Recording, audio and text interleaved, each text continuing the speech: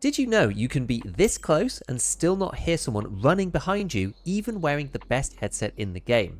The range that you're seeing here is 39 meters, and the reason this seems very close despite wearing Contact 4s is firstly because of the range of audio around your PMC, which is not the same at every angle, and we'll look at this in a moment, and secondly because of the changes to perception in a recent Tarkov update. Perception is a skill that, until this week at least, gave you a boost to the hearing distance of your PMC on top of the benefit from headsets themselves. Many in the community have called for the removal of this feature as it was unnecessary to widen the gap between those who played a lot and those that didn't in this particular aspect, so thankfully it's finally gone. One great thing about this is that the hearing range testing is now the same for everyone. My hearing boost, according to the skill, was 5.5%. Whatever that meant. And repeating some of the basic tests that I did in the past shows a small but meaningful difference in hearing now versus how it was before. This testing was done with my sound on full volume and attempts to check the maximum distance of hearing specific movements. Practically, with ambient, gunshots, your own steps, many of these sounds won't be audible until closer, especially with those like the walk and the slow walk sounds. These are technically audible at those ranges, but they are much softer and harder to recognize than sprinting, for example.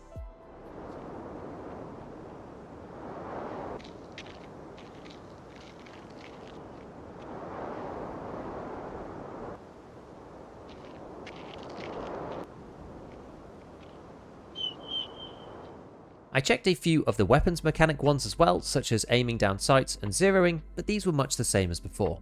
So back to our two PMCs and hearing not being the same all the way around. If you weren't aware of this, this was proven most notably by Omni Actual that the boost in audio range that you get from headsets is more of a cone around your PMC with the greatest hearing distance at the front. This section has an angle of around 120 degrees, and outside of that your hearing distance is much smaller, as demonstrated in the video. Even knowing that this was the case after seeing his testing, it still surprised me to see it in practice. Since moving to a dual PC setup for streaming, I've actually been able to load into co-op offline raids with my two PCs at the same time, which is incredibly insightful because you can move around with one character and hear the audio of the other in real time. This has led to my rediscovery of the bullet crack bug. Now, I'm not sure if this has gotten better over time or whether I'm just used to it now, but this one is still in the game, it turns out. You may even have had it yourself, either being alone out towards the edge of the map with no one around and no sightlines on you either, or even inside a building where it's impossible for anyone to shoot you, yet you still get the vignetting effect and sometimes a bullet crack as if a shot is coming right past you. The main issue here is that when someone is firing directly at you but far away, there doesn't seem to be any calculation for cover or line of sight to prevent the effect from triggering on the recipient's end, even if the bullet isn't actually coming past. But what makes this even more strange is that the line that extends from the player shooting in fact goes in both directions. This means that indeed players can be firing directly away from you and you'll still get an under fire effect and the bullet crack despite the fact that the bullet is genuinely nowhere near you. I've hated this bug for a long time as it makes you distrustful of whether you are actually getting shot at or not, which in a shooting game like Tarkov is pretty important. Once you're aware of it though, you can often figure it out through the sounds of the weapon and where you are physically standing on the map. So clearly testing everywhere in Tarkov for audio using two PMCs is a Herculean task, so instead I've spot checked a few places of interest to see if there was anything strange, starting with dorms. Firstly, the way that windows and doors interact with audio is very strange. You can be inside dorms and have your footsteps very muffled, but as soon as you go near a window, it can sound as if you're outside.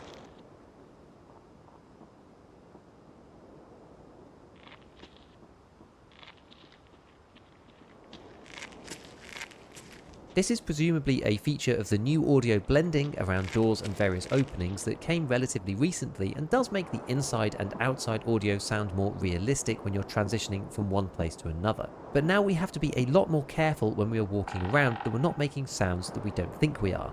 Windows and doors that are open appear to have this effect. It seems that when glass is still in the window or the door is closed, then you're occluded. But if the door is open or the glass is broken, then the sound leaks out, like you would expect, but it's actually much more binary than in reality.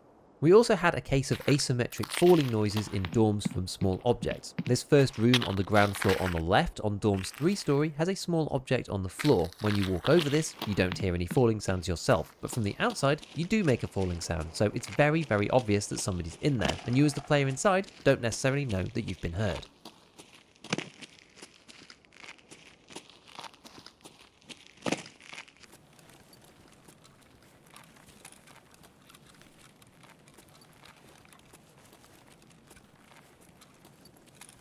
I've shared previously that landing sounds from jumps are some of the loudest in the game, so this is always a little awkward when it doesn't play for one of the PMCs. Next, we visited Factory in its current iteration, and it isn't too complicated on audio except for around the office area. Tarkov's stairwells have always been a problem in the game, and in Factory this is no exception, although I would say that this is improved compared to how it used to be in the past. You can hear players running up and down various places in the office, however the stairwells are still by far the quietest.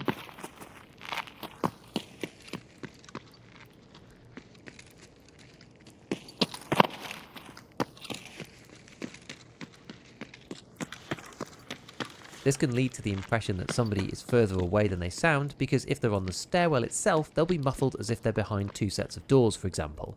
What makes this even more strange is that because the office section is quite small, if you're running on the balcony on the other side of office, you can be heard as clear as day from the gate 3 side, as if you're very close to the player, despite being on the other end of the building.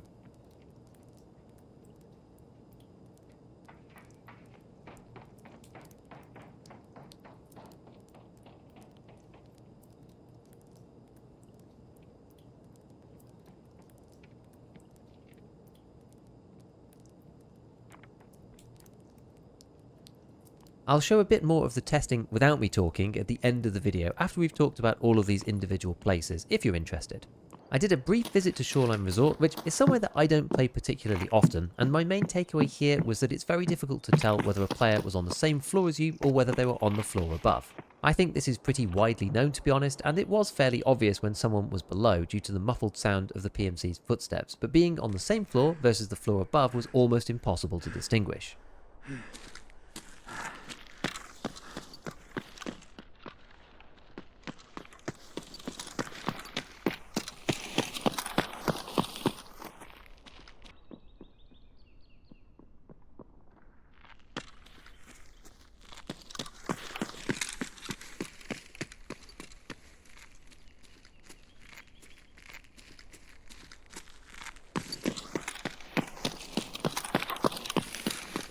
The final one that I looked at was D2 on reserve. From hearing people talking online, I was under the impression that you could hear people down at the bottom of the staircase from the dome while being up in the dome itself, but that doesn't seem to be the case.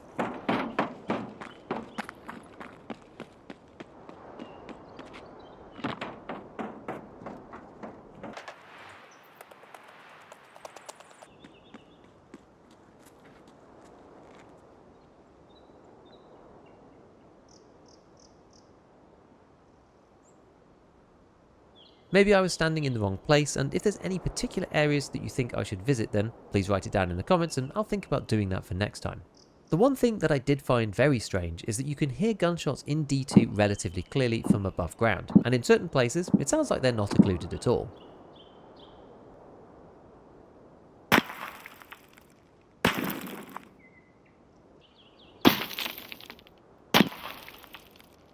Reserve is also the place where I tried to mask the sound of footsteps using grenades. The only time that I could seem to get this to work was when the grenade sound had already gone off and I started running after this happened. It's probably still slightly subjective as well, but to me it sounds like the PMC at the top of the stairs is walking and not running, and by the time that you get an actual running sound, they're already at the bottom.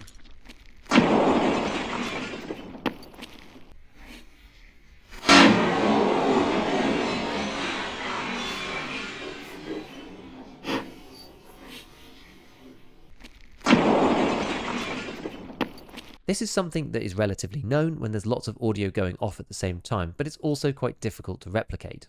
So finally, what I'm going to do here is put a bunch of footage for the different maps, all timestamped so that you can pick bits that you want with the dual perspective, so you can get an idea of what sounds like from where when you're doing what. For me as a solo, this was very useful. For duo players, it's probably less so, as you're used to hearing your teammate, but still being able to see both screens perfectly with only one audio could be interesting for you.